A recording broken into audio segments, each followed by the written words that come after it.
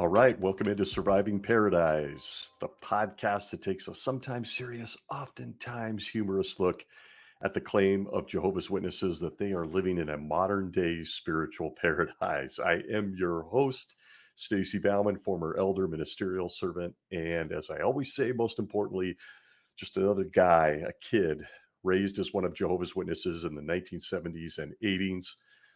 As I always do, I would like to say up front for those brave enough that may be Jehovah's Witnesses or still associated, or for those just religious or those that have gone through a few things, please be warned that there may be things that we discuss that are always a little triggering emotionally. We try to have a little fun here. There's sarcasm, humor, can't help but be myself as I take a walk through the paradise of my own experience with Jehovah's Witnesses, but always know it's never meant to offend. We respect everyone's beliefs, even if I don't personally always agree with them. So noted. I want to jump right in this week and talk about a pet subject of mine. I probably say that for every single episode, don't I? But if you haven't picked up on this, at least about me, I tend to lean towards the, I don't know, is the word esoteric? Things that hinge more on desire, motive, nuance, the gray. And I have always felt that this subject might be, it might be the subject matter when it comes to nuance. And it certainly opens a box that, quite honestly, we could probably talk about for hours. It's one of my favorite subjects to talk about with people just in general that may or may not be one of Jehovah's Witnesses. But boy, does it get interesting when you put it under the spotlight of Jehovah's Witnesses and the governing body, those 8 guys in upstate New York. That subject is the subject of free will. And free will and all that comes with it, all that surrounds it, is incredibly fascinating to me. It stabs at everything from the scientific to the human to the spiritual. I just find it to be a very, very interesting subject. But as always, as I'll no doubt state again, we're going to look at this subject as quickly as we can in a limited amount of time, but also through the lens, again, of a life or experience as one of Jehovah's Witnesses. And I think the subject of free will might be the single greatest argument, in my opinion, against what the Bible calls a loving God. Or for those that might be an atheist or don't believe in God at all, I think it might be the single greatest argument against God in general. And we're going to look at why. It is without a doubt, arguably, one of the top examples of the depth of cognitive dissonance among Jehovah's Witnesses. And again, I'm going to show examples. So let's jump right in and take a look at a few. I would venture a guess, and I'm hopeful that there will be lots of comments either on social media, YouTube, whatever it may be, where you catch this podcast, because I'm always interested in seeing other people's opinion. But let's start with what the definition is of free will. I'm going to use a couple of examples. And then again, as you might have guessed, as you look at it through the lens of Jehovah's Witnesses, things take a subtle change. They're very unique that way. But a couple of definitions. Oxford Dictionary. It defines free will as the power of acting without the constraint of necessity or fate, the ability to act at one's own discretion. The Merriam-Webster, dictionary defines free will as freedom of humans to make choices that are not determined by prior causes or by divine intervention. I really like that one. What do Jehovah's Witnesses, by means of the governing body, teach or believe regarding free will, you ask? As it turns out, they have a lot to say about the subject of free will, and it's all very interesting. Keep those definitions in mind from secular authorities. There is, again, so much to consider on this subject. It is fascinating. And as you might guess, even now, and you're considering this subject, Free will kind of skirts on the edges of things like predestination, fate, and honestly, a long list of very interesting philosophical theories that affect you and I as human beings in this experience here on this planet. But again, as usual, jumping back, I digress. We're going to take a look at the Jehovah's Witness version, as we do in Surviving Paradise. Again, claiming that they're living in a spiritual paradise even now. Let's look at some examples. And as we do on this show, we're just unfortunately going to have to quote from their highly unscholarly and borderline trash references. I'm in a mood from their literature. Reference one in the article or the section, excuse me, entitled Misuse of Free Will, The Awake of 1990, October 8th, pages 8 through 9, in the article entitled Why God Permitted Suffering. Fascinating. As I read just two references from their literature, see if you can pick up on a few things. It says there, quote, our first parents lost sight of the fact that they were not created to prosper apart from God. How this is free, I have no idea. And his laws. They decided to become independent of God, thinking they would improve their lives. But this was an abuse of their freedom. They stepped outside the God ordained limits of free will. Genesis chapter 3 is referred to. Now, as you look at that reference, you begin to see exactly what the governing body does to Jehovah's Witnesses when they're teaching them, giving them food at the proper time. A subject that's already been defined as having the complete cognitive freedom to make your own choices is stripped away from them in one paragraph. They're told they're not meant to prosper apart from God, by extension, his 8 guys here on earth called the faithful and discreet slave, that they decided to become independent. Gasp. Independent, isn't that what free will is? And that Adam and Eve stepped outside the God ordained limits of free will? How is free will limited exactly? Does any of this denote free will? Prospering without him is apparently bad. Is that indeed free? Being independent is apparently negative or bad. They stepped outside limits, never understood how freedom included limits. All of this type of teaching, this type of cognitive dissonance is right under a Jehovah's Witness's nose. But as you can see, in one paragraph, they're training them to turn off their brains. And we're going to get a little bit into the Adam and Eve story without going too deep because it deserves multiple episodes or might just be summed up in a couple of sentences, depending on who you are. But didn't God force Adam to be obedient there? What was his choice? What was his free will again? And we'll get into some of the symbolism and some of the main characters in that drama here in a minute. But I want to go to another reference, which I think is even more damning on this subject of free will than the one just shared. And this is from that just glorious book known as Reasoning from the Scriptures. Jehovah's Witnesses called it the Reasoning Book. It is now completely out of print because apparently, once again, the breath of Jehovah and the spiritual guidance he gave the faithful slave is now obsolete because that's how God works.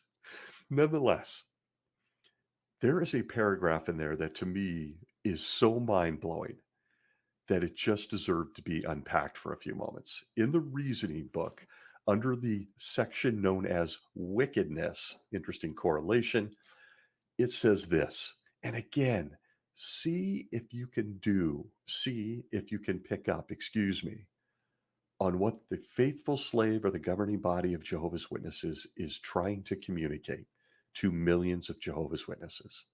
It says there, quote, there would be no wickedness if God had not endowed intelligent creatures with free will.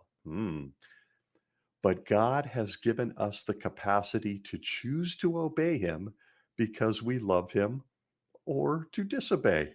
Huh. Do we wish it were otherwise? If we are parents, which makes us happier, when our children obey us because they love us, or when we make them do it? Should God have forced Adam to be obedient? Would we really be happier if we lived in a world where we were forced to obey God?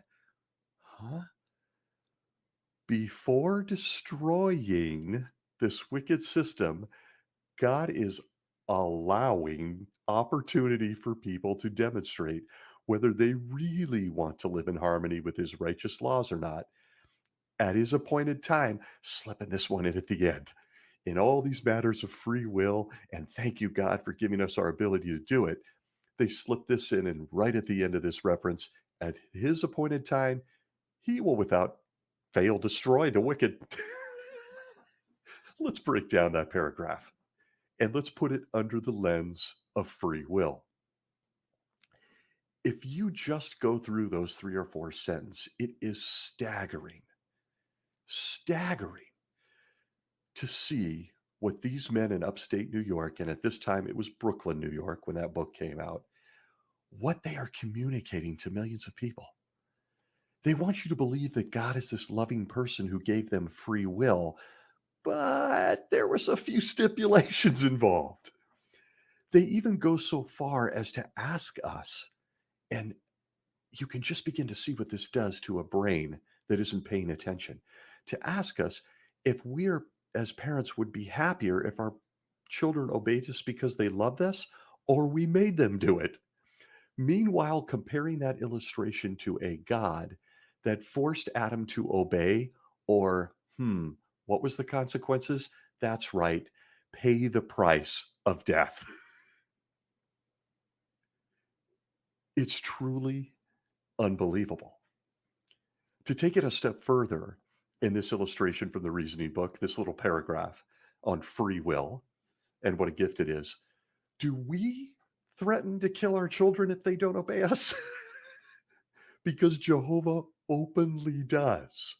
He gifted us free will, but if we don't do it his way, he's going to kill us. And they ask, did God force Adam to obey him? Well, I guess I would ask in return, when he didn't obey, what happened? That's some really interesting free will. And that's without me even taking the journey of going into him allowing a talking snake to show up on the scene, or why a tree, actually, there were two, great trivia question for down the road, but the tree that they eventually ate from, why was it there to begin with? Why would you physically present something that would tempt what were infantile people, the first man and woman on this planet? We ask the hard questions here. Very loving of that God, wouldn't you say? Don't do it, but I'm going to tempt you to do it. Did I mention the entire human race is on the line? Right from the beginning of this concept of free will with Jehovah's Witnesses, you learn that free will is most certainly conditional, or at very best, it's cruel. Now, I don't want to get into the deep philosophies that we could do several episodes on this subject of, well, Stacy, that's right. You have free will. You can jump off a building if you want, but there's consequences. There's gravity. You're going to smash onto the ground. Yes, true. Everything has consequences. But in this matter of free will among Jehovah's Witnesses, I want you to focus in on asking yourself, is it truly free? Is it truly free? We're not talking about the laws of nature. As I mentioned at the outset, we're talking about nuance, motive, desire, the things that make us so much more different than the animals. Something that many would argue does make us godlike by comparison. Free will separates us. But in this whole concept of Adam and Eve, which deserves its own show, which I'm just going to say now will be nothing but laughs because it is so absurd. And I'm not meaning to offend anyone that may believe it's real or historical. I do not. I don't believe in talking snakes or in just about anything in that story. I believe there's fruit. There we go. I'll throw them a bone. But imagine telling a drug addict that if you love them, you'd ask them to not take drugs. And then you put a whole bowl of drugs in the room. In the very least, was this an act by a God that is loving? Why would a loving parent do that to a child? We come with the hard questions. And again, peeks inside the space between my ears, as we do each and every week. But essentially, Jehovah's Witnesses, in matters of free will, as they like to call it, they walk through their entire lives with a loaded gun to their head. Every decision, everything they want, everything they think, say, or do, things that are supposed to come under this umbrella of free will. And sure, you know, there's going to be a consequence to things we do. But this idea that they have free will without consequence in this relationship with Jehovah or with his representatives, the governing body on earth, is absurd. Essentially, do what you want. Unless I don't like it, then I'm pulling the trigger. There's your free will. But it's okay when God does it because, God and stuff. That essentially, in very simplistic terms, is the teaching of free will among Jehovah's Witnesses. And it encapsulates, and covers everything that a Jehovah's Witness does. So I ask you, is it love or free will if Jehovah's message is simply worship me or die? Because that truly is the choice. And for all of us, you're right. Great question. Would a parent rather that our kids obey us because they love us, or because if they don't love us or obey us, they're going to die? Because, folks, that is your relationship if you're a Jehovah's Witness with Jehovah. By extension, his worldwide organization in upstate New York and the 8 guys on the governing body. If you're leaning back in your chair or in bed, or hopefully you're driving safely if hearing this, can you fathom a cognitively healthy adult accepting this crap? Free will entails freedom from not the laws of nature in consequence, but certainly true in relationships. But not if you're a Jehovah's Witness. The purity of doing something out of your own motive is completely lost. Because if you don't do it the organization's way, there is a different type of consequence.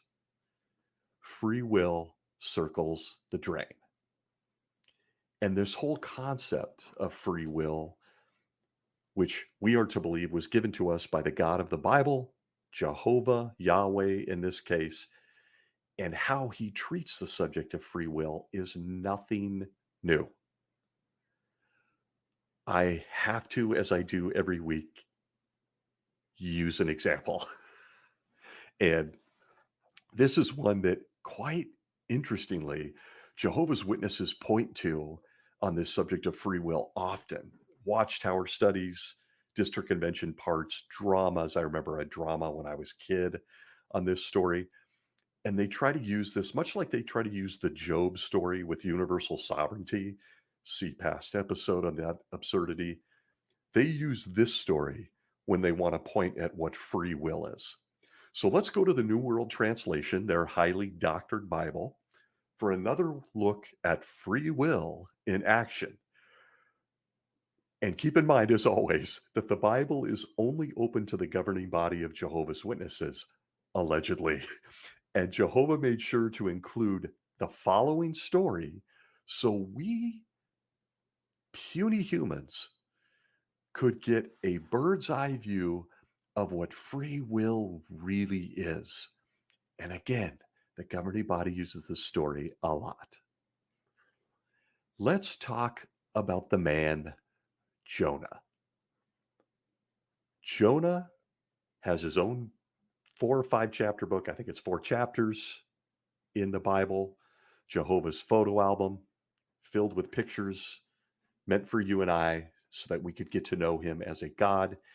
And then, of course, by extension, in modern times, the 8 guys he chose in upstate New York to lead us. Jonah in what is a very short book, but packed full of some very entertaining material.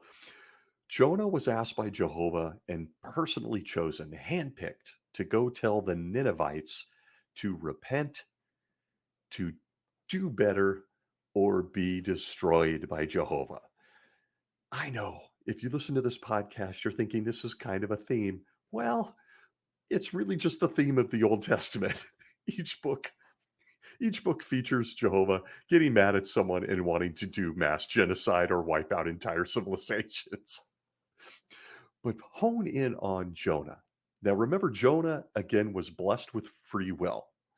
But in this story, he's chosen by God to go to the Ninevites and tell them, turn your life around. I am not going to put up with this. I'm going to kill you. Jonah answers Jehovah and says, nah, I don't want to.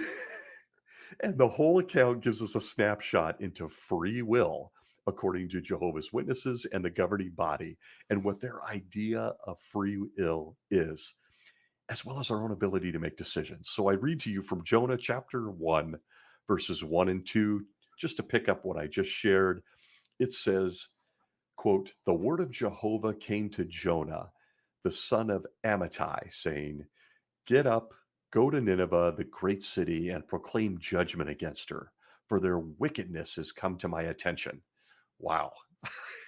You know, we're running a solar system, but it looks like these people in a very microscopic part of the earth has gotten Jehovah's attention. Back to the verse, it says, but Jonah got up to run away from Jehovah to Tarshish. He went down to Joppa and found a ship going to Tarshish. So he paid the fare and went aboard to go with them to Tarshish away from Jehovah. So those are the first two verses of this compelling story. First, apparently, Jonah at this point either didn't know or doesn't believe in free will, I guess, or he's trying to exercise it. It's all somewhat confusing. He said, no thanks, but apparently in the same breath is then terrified of the God of love. And also apparently unaware that Jehovah can see everything from the bleacher seats in the sky, decides to get on a ship to Tarshish, which, as Jehovah's Witnesses will tell you in many public talks and magazine articles, that was at the time thought to be as far away from where Jonah lived as humanly possible. So we're to believe Jonah was trying to go to the ends of the earth in his time to get away from Jehovah. If you're keeping track at home, he was told to go to a people, by the way, that were known to chop people up into pieces and display their heads on poles. They would, as history shows us in artifacts, they would cut off enemies' body parts for souvenirs and wear them. So, on this matter of free will, Jonah says, no thanks. I don't think I want to do this. Likely thinking like the rest of us, hey, why don't you just talk to them from the sky seats? And they would likely, get the message when a booming voice from the sky said, hey, clean up your act or I'm going to blow you up. Jonah's probably thinking this, at least I would be. I don't believe Jonah existed. Let's just cut to the chase. But again, ignoring free will, something that he has supposedly created, the God of love says, oh, no, you don't. Jonah suddenly makes another decision. He seems to be exercising this free will thing, but he has himself thrown overboard of the ship when a storm comes because, again, the God of love decided, well, let's sink the ship and all the innocent other guys on the ship that had nothing to do with going to Nineveh. He has himself thrown overboard. I always found that as a kid interesting that Jonah decided, hey, I'd rather be thrown overboard at sea during a raging storm than actually deal with my father, the God of love, Jehovah. But then the God of love has a gigantic fish show up and swallow Jonah, where he sits in the pitch black without oxygen, likely laying around and his skin burning in stomach acid for 3 days, or so the Bible would have us believe. A fantastic example from the inspired word of God and by extension, the governing body of Jehovah's Witnesses on how God honors our choices and our free will. Sort of like asking your kid to go clean their room. They say, "No, I don't want to." So you sick the family dog on them to eat them. Just look, having some fun here. I believe this entire thing is a hilariously poorly written fable. But Jehovah's Witnesses are taught and believe by means of the governing body that it is a historical fact. This really happened. Jonah got a message from the sky. He says no. He gets thrown into the water. A fish swallows him up, where he somehow survives 3 days in the belly of a creature. Man, I used to get car sick in field service. Can you imagine that ride? But somehow he survives. What? Why is that important to note that they believe this? Because it truly shows right from the inspired word that God doesn't give a shit about free will at all. If he did care about the concept of free will, the free will he created, he would have said, "Okay, see ya, Jonah, let him go," and simply dialed up another prophet to reveal himself to and send to Nineveh. Somebody who was up to the task, but he didn't. Jonah exercised free will. He says no. He's thrown into the water. A fish swallows him, and he's punished. And by the way, his stories doesn't even stop there. There's a bottle gourd plant. There's a worm. There's all sorts of other interesting things in those 4 chapters. And the governing body loves to use Jonah as the subject of free will. Now, you may at this point say, "What? Look, I'm familiar with these stories. Why share these biblical stories at all?" I've had some ask me recently, "Do you believe in the Bible, or do you just not believe in Jehovah's Witnesses?" And I will address that at a future date. As you can see, I do not believe that the Bible is a book filled with historicity and actual accuracy. I believe there's a substantial amount of fables in there meant to taunt people who didn't understand the world or life. Subject for another time. But I share these because it's these stories that the governing body leans on themselves, personally, to emulate their God, Jehovah, and his son Jesus. Only the 8 guys in upstate New York take this concept of free will and what it really means to an all new level. They too make sure that if you use free will or your human right to make your own decisions, they swoop in with their own brand of consequences. Don't worry, there's no fish involved. But in fact, it's much, much worse. The governing body of Jehovah's Witnesses, if they don't like the way you used your free will given to you by your God, they can literally destroy your life while you watch on. Truth. So, aside from the comedy and the absurdity and the irony in these stories and some of the things that we're sharing here, there lives something that's truly evil. When you take that step towards baptism, which we have covered here and will again, and you answer those 2 questions, the second of which is that you recognize you're dedicating your life to an organization, a publishing company in upstate New York, you have surrendered every ounce of your free will. It is gone. Now, make no mistake, you can choose to eat pizza over a hamburger. You can decide to go to Europe instead of Mexico on vacation. Sure, you can make some decisions.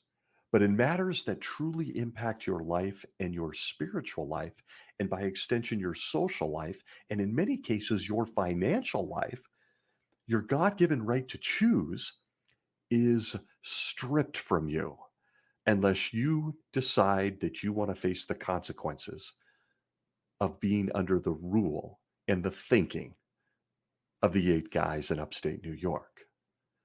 So I ask you, is that your definition of free will?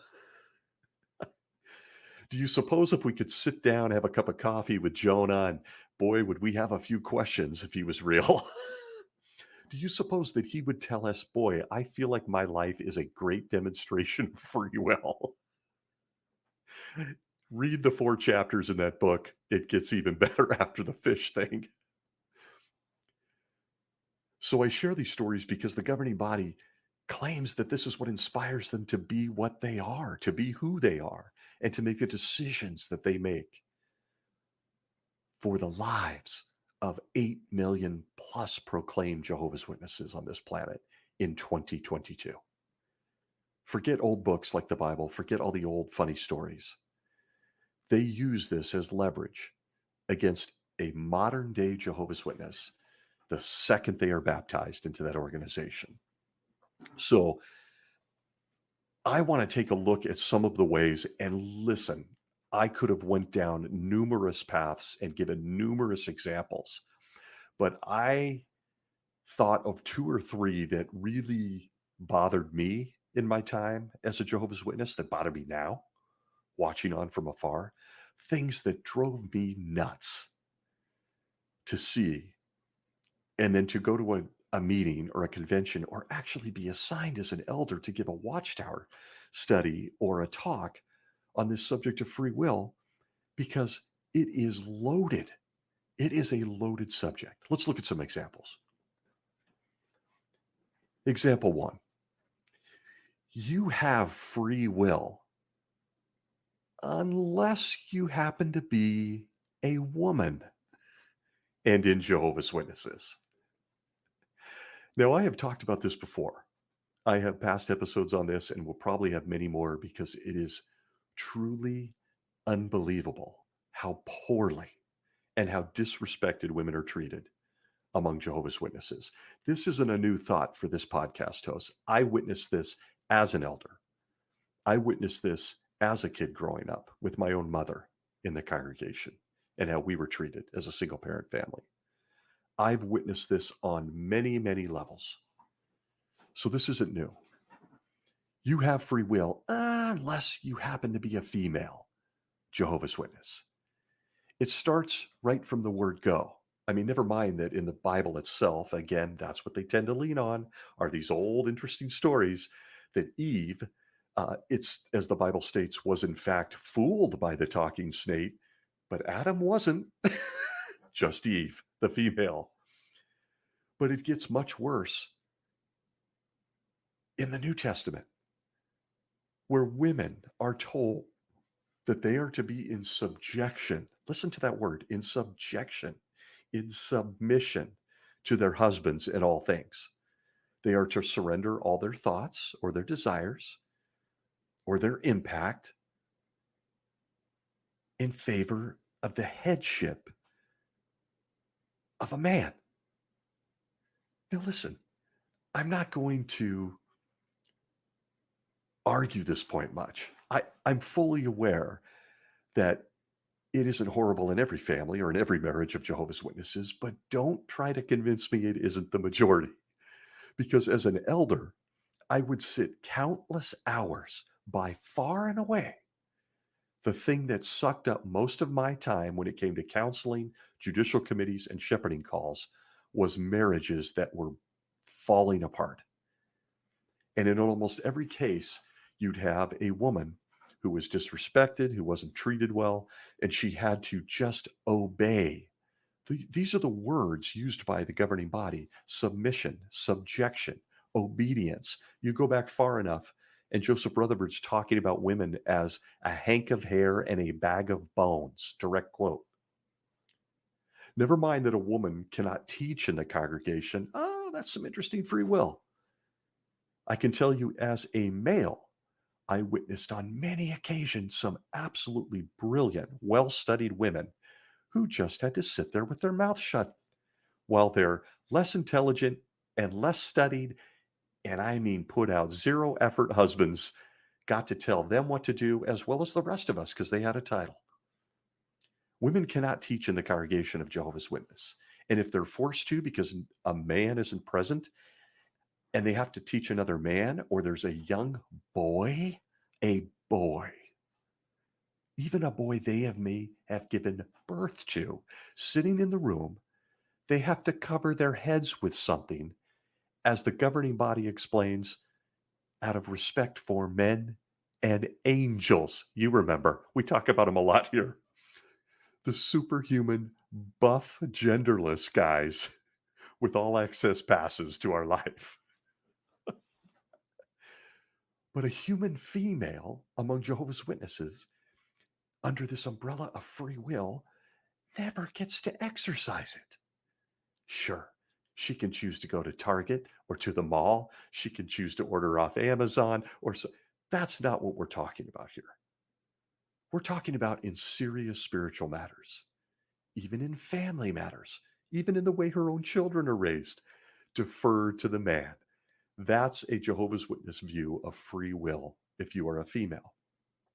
If you don't think that's bad enough, the thoughts and opinions of women are so minimized in the organization of Jehovah's Witnesses that they are going to unbelievable efforts to make sure that all of us know that a female's free will, her decision, her impact should always be in the background.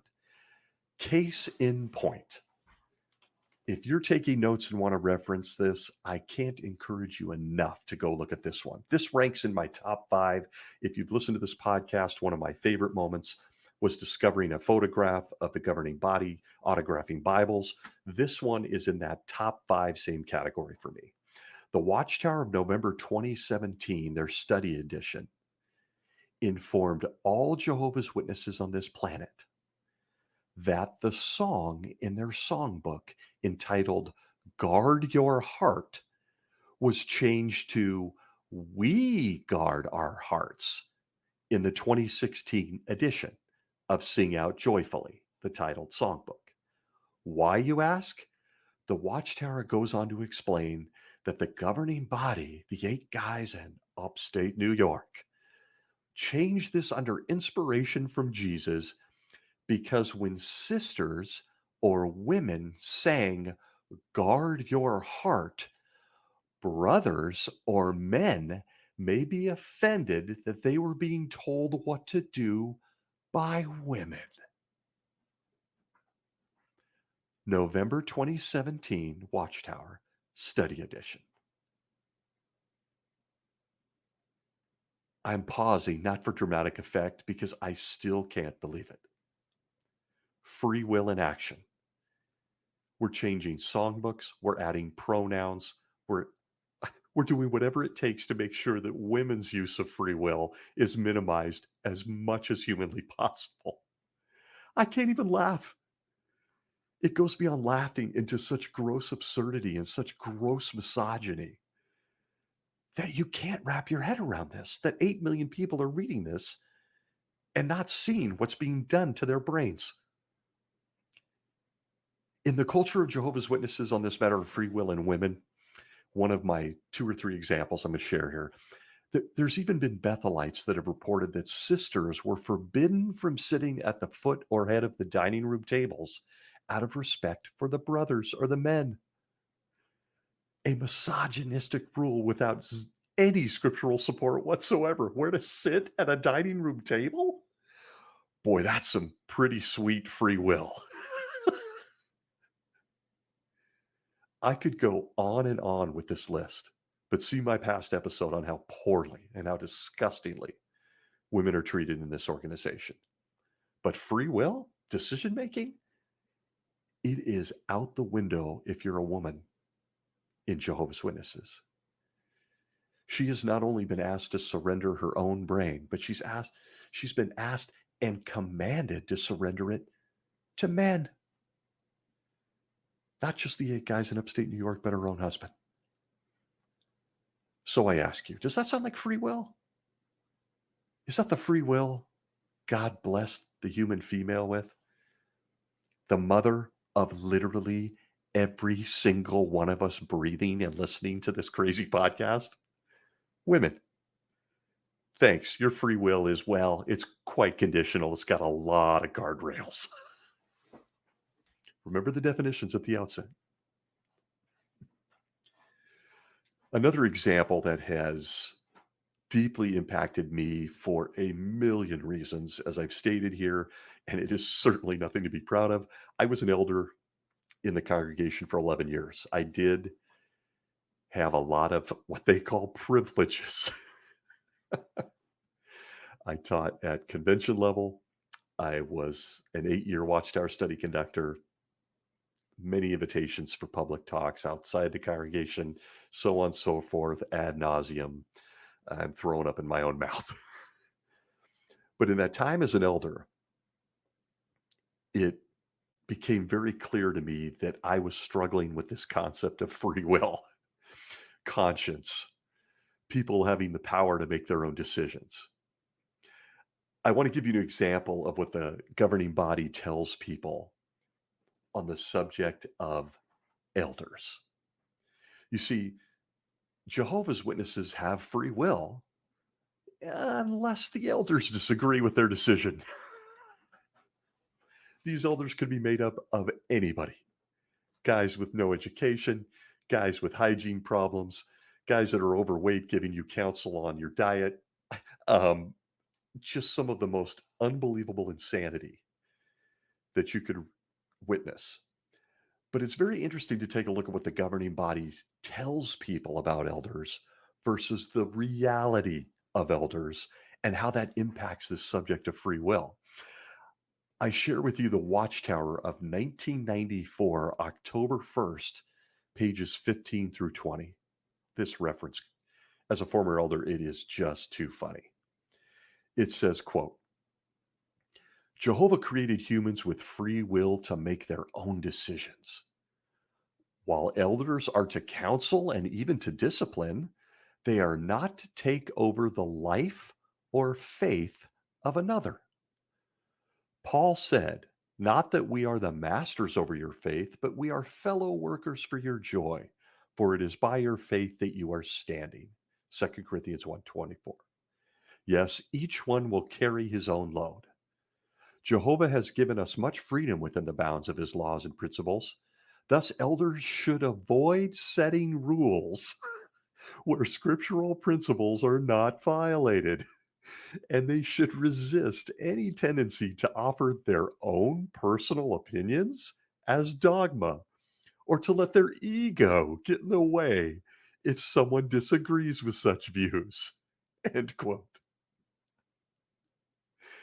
Now, I ask you, if you're a, what is it, PMO, physically and mentally out, an ex-Jehovah's Witness, a Jehovah's Witness bravely listening to this, much respect that you haven't turned the channel here yet.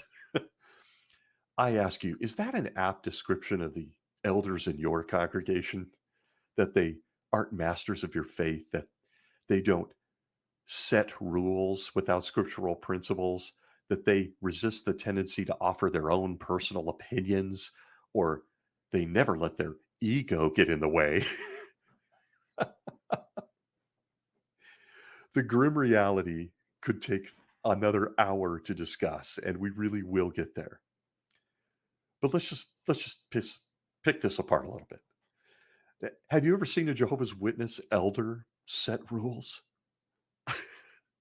I want to give you a couple examples from my life. And mind you, I was an elder. And I'm not afraid to say, as horrible as it sounds, that I was a fairly well-respected elder in my area. Nonetheless, it didn't stop other elders from taking my free will and stomping it under their shoe in favor of whatever they wanted. I'll give you an example. I very much, not going to lie, enjoyed conducting the Watchtower study. I'm a reader, I'm a studier, I enjoyed it. And more than anything, I just enjoy people, despite being an introvert at nature. But during one of the, actually this went on for a few weeks, but I always called the little people, which everyone knows if they listen to this are my favorite people. I'd much rather hang out with the kids than us adults. I called the little guy brother from the podium when he raised his hand to comment at the Watchtower. Brother. I called all the little guys, all the little girls, sister. Made them feel important, made them feel like they were a part of the congregation, that they belonged. I think you get the idea. Well, after the meeting, a fellow elder came up to me, approached me, and wanted to offer me counsel following the Watchtower study? I, of course, said, well, wow, sure. My first thought was, is my fly down? I didn't know what he was getting at. But he wanted to counsel me on calling an unbaptized person, that little guy under 10 years old, my brother. He found it offensive that I was calling a little person brother when he, in fact, wasn't baptized and was not yet my brother.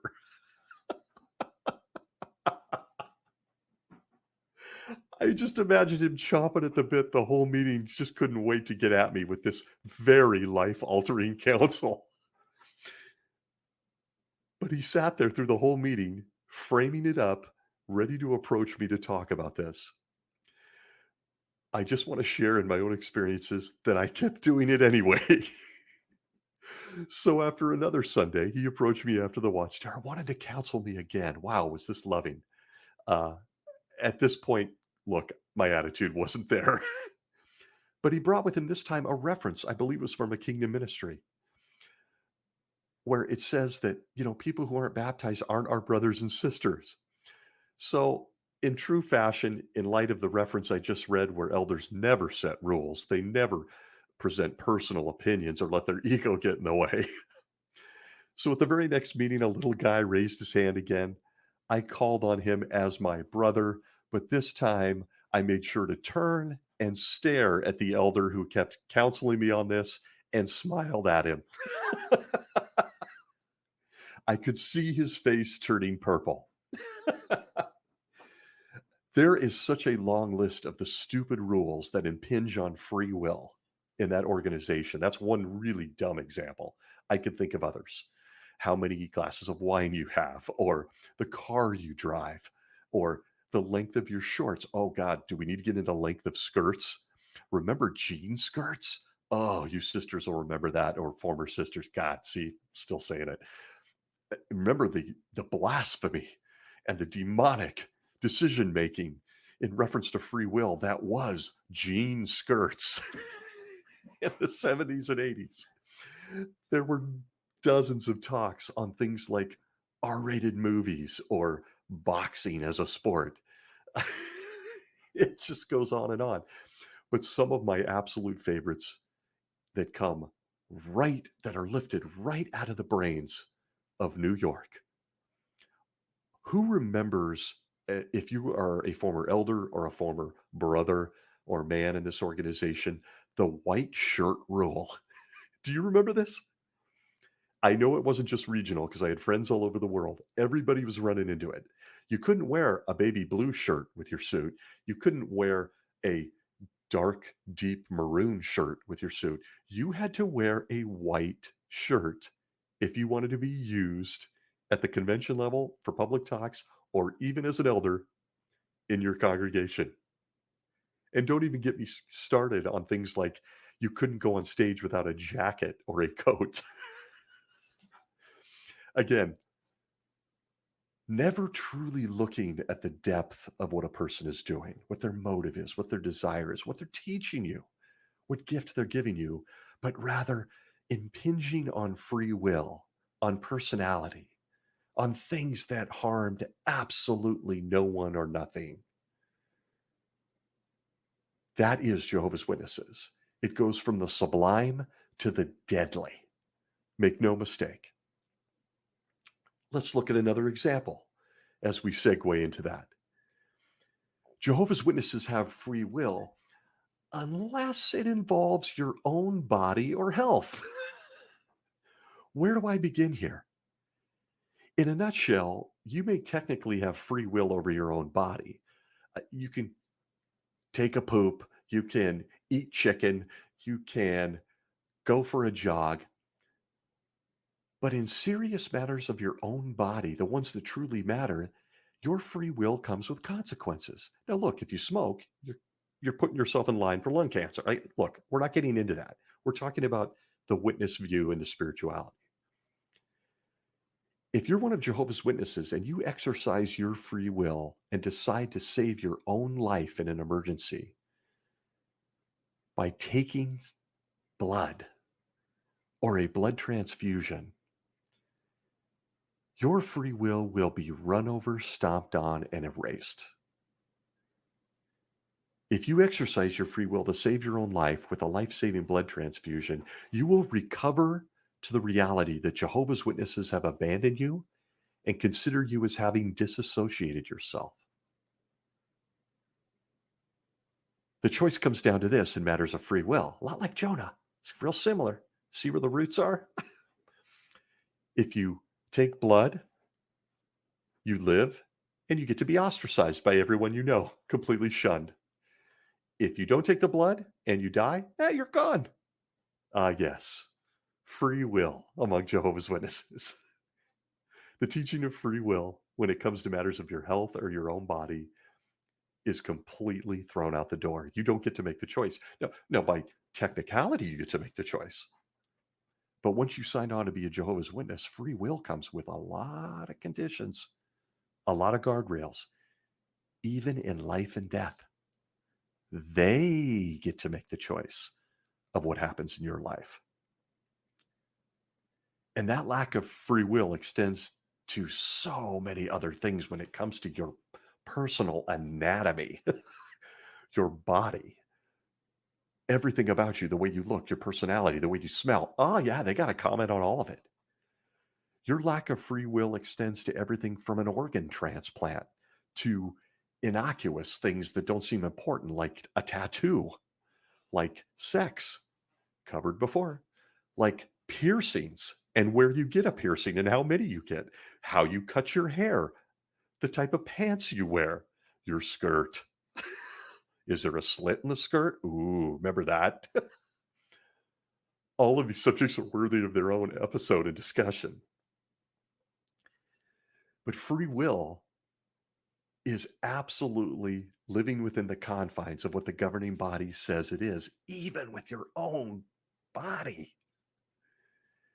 They have crawled up into your flesh. It is absolutely insane. And I hearken back to the definition at the beginning of this episode of what free will truly is. And it is absolutely amazing that anyone who's cognitively healthy, and we've all been there, if we're out now, we know what it feels like. This is filled with empathy and compassion, if not laughs.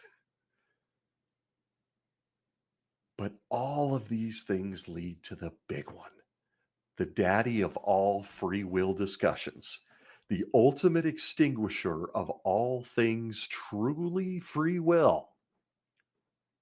I know you know what I'm getting at. You have free will as a Jehovah's Witness unless you disagree with the governing body. If you disagree with the governing body, you are now officially an apostate. You're disfellowshipped, shunned, and lose everything and everyone you've ever known. It's an interesting act of free will, is it not? The Watchtower of 2001, August 1st, page 14. Two of my favorite references in this subject of the governing body and how my brain has been impacted by the subject of free will. It says there, quote, a mature Christian, it's just loaded language, does not advocate or insist on a personal opinion or harbor private ideas when it comes to Bible understanding. How dare you, you son of a... Rather, he has complete confidence in the truth as it is revealed by Jehovah God through his son Jesus Christ and, yep, the faithful and discreet slave, end quote. Loaded language. I'm immature if I have a personal opinion or I harbor a private thought about what I just read in the Bible. I simply have to take that free will and hand it completely over to the governing body of Jehovah's Witnesses. But that one almost pales in comparison to what might be one of the all-time quotes. I'm certain if they could find a way to get this removed from every page of literature and video, they would.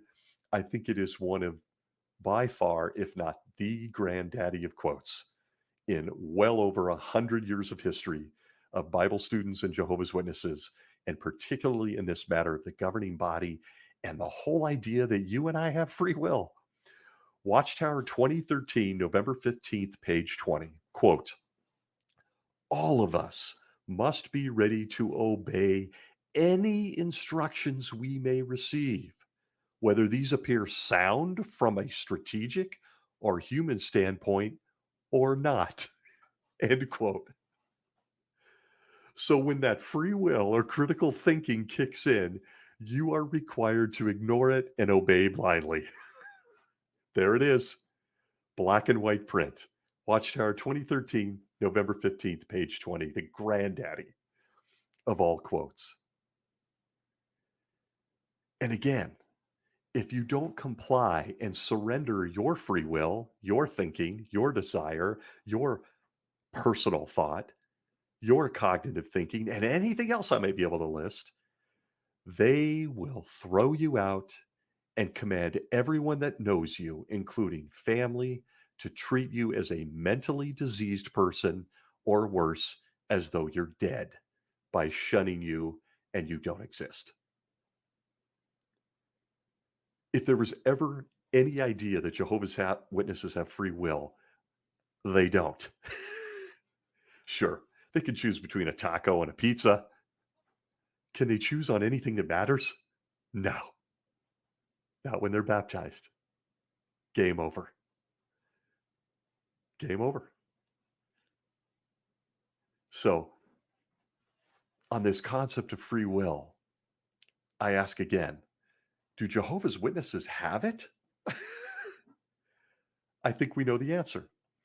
And as I often like to do on this show, I always look into my thoughts over the decades. I give a snapshot into what might be a very disturbing part of my head for some people, but at least I'm being honest and vulnerable and transparent. I always wondered a couple of things, maybe this should be a segment, but I always thought free will is so interesting because Jehovah seems to show us that free will includes mind control, which is very, very odd and seems to be a bit of a paradox, if I may be sarcastic. Example, Isaiah chapter 65 and verse 17. It says, for look, I'm creating new heavens and a new earth, and the former things will not be called to mind. End quote. Here we go. Journey into the dark corners of Stacy's brain over the years. Jehovah's Witnesses teach that when Armageddon is over and we enter the paradise on earth, we get our society issued brown khakis. Women get a nicely pressed dress so we can frolic with panda bears and lions while eating fruit. That nothing from the past will be remembered. Isaiah 65:17. Once Jehovah's Witnesses are in paradise and they try to remember what it was like before Armageddon, and we're taught, oh yeah, those resurrected are going to teach Moses what it was like, and they're going to teach King David and Noah and Jacob and Abraham what life was like. Huh? We are? Because they openly teach that if they try to remember what it was like before Armageddon, fireballs killed everyone on this planet, they simply won't be able to remember it. And I ask you, way too many nights on a pillow thinking about this, staring at the ceilings, is that free will? What happened here? What happened here? We won't be able to remember what happened, why we're in this paradise? Like none of it? Yeah, it's in print. Millions of pages. But Jehovah's Witnesses have free will. I'm just going to take away their memories. Okay. We covered this a little bit last week. Another one that's always gotten me, one of my favorite, just blows everything out of the water scriptures as Jehovah's Witness, is John 6:44. It's a scripture that creates a ton of questions on so many fronts. We talked about it. It says, quote, no man comes to me unless the Father who sent me draws him. Jesus' words. So I ask you in this matter of free will, if Jehovah is drawing people to him personally, where is the free will? If he's drawing them to him, isn't that a little bit of coercion? Are people handpicked or chosen by God then forced towards a Jehovah's Witness? Or is a Jehovah's Witness forced towards them at their door in the field service? Or, as we've covered and is a favorite subject here, are angels forcing them towards that Jehovah's Witness at the door on Saturday? If they are, don't forget your pants. We talked about that. Again, it doesn't seem to lend itself, John 6:44, to free will. Jehovah's drawing people. He's telling the angels or Jehovah's Witnesses, as we're told by the governing body, where to find sheep like ones. Free will doesn't seem to be at play there. And for more additional insane questions for my head on this matter of free will, how are people that are born or suffer from the tragedy of a mental disorder or mental illness, how are they able to exercise God-given free will? How is a child born with a disease and a short life expectancy as an infant able to exercise God-given free will? How are people in Islamic countries that never are exposed to Jehovah's Witnesses able to exercise free will? And as always, and it seems to be redundant, I have to bring up my focus on the little people, children, on this matter of free will. And it seems to be a pet subject. It really isn't, which is odd. But did the children who were there at the time of the flood in Noah's day, were they exercising free will? How about the kids who were stuck in Sodom and Gomorrah? On and on these questions go. Did any of them have the chance to use free will? And then, in what is the most epic and biggest heartache of a question I could possibly think of, will children who are destroyed in Armageddon because their parents weren't Jehovah's Witnesses have any chance to exercise free will? The answer is no, according to the governing body. They're dead and gone. It creates a Swiss cheese set of holes on this subject of free will. So, in conclusion, I want to show you again why this subject is so interesting among Jehovah's Witnesses. And I do that because it shows you, if you're a witness listening or know someone that is or has freed yourself of what is most definitely a man-made cult, it shows how they mess with the minds of Jehovah's Witnesses with a regular dose, as I've said before, of mind control, lies, guilt, fear, so on and so forth. In conclusion, a reference from the Watchtower of 2017, January, pages 12 through 16, under the article, Treasure Your Gift of Free Will. It says this. Oh, this makes me insane. It says, quote, when faced with making a personal choice, one woman told a friend, do not make me think. Just tell me what to do. That is easier.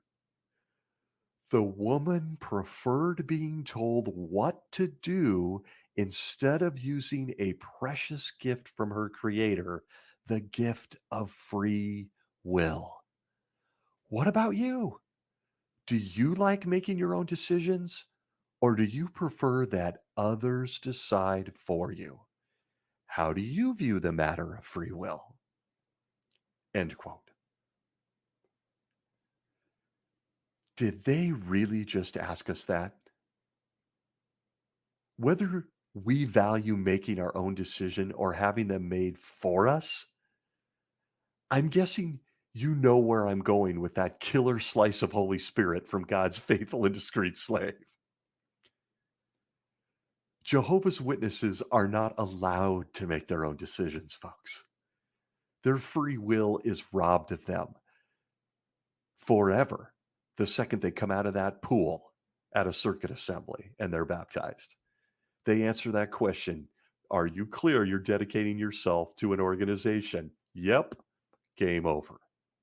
Free will goes out the window.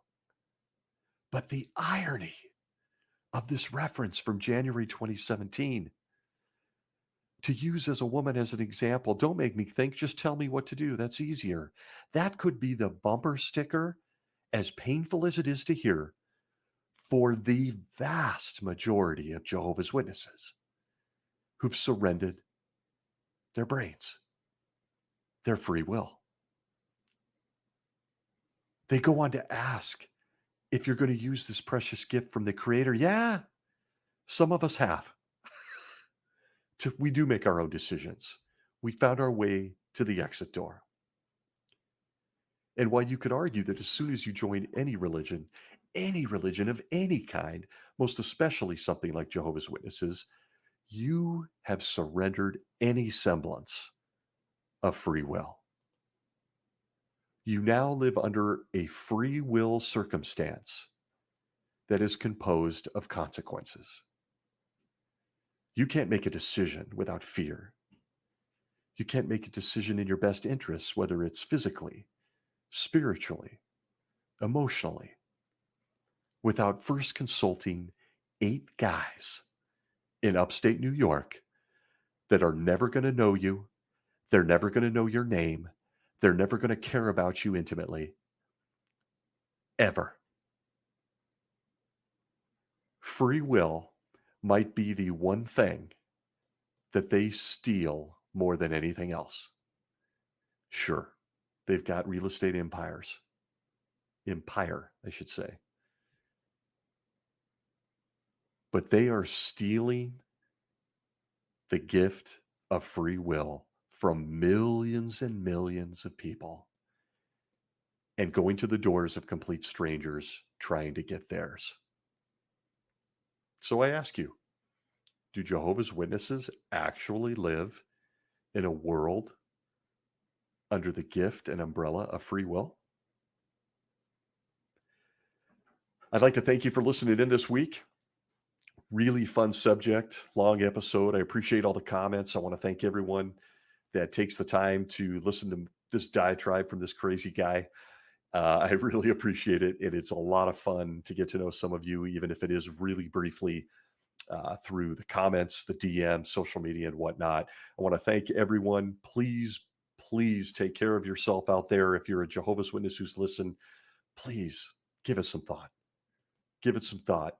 As for everyone, I will see you next week. Until then, be well.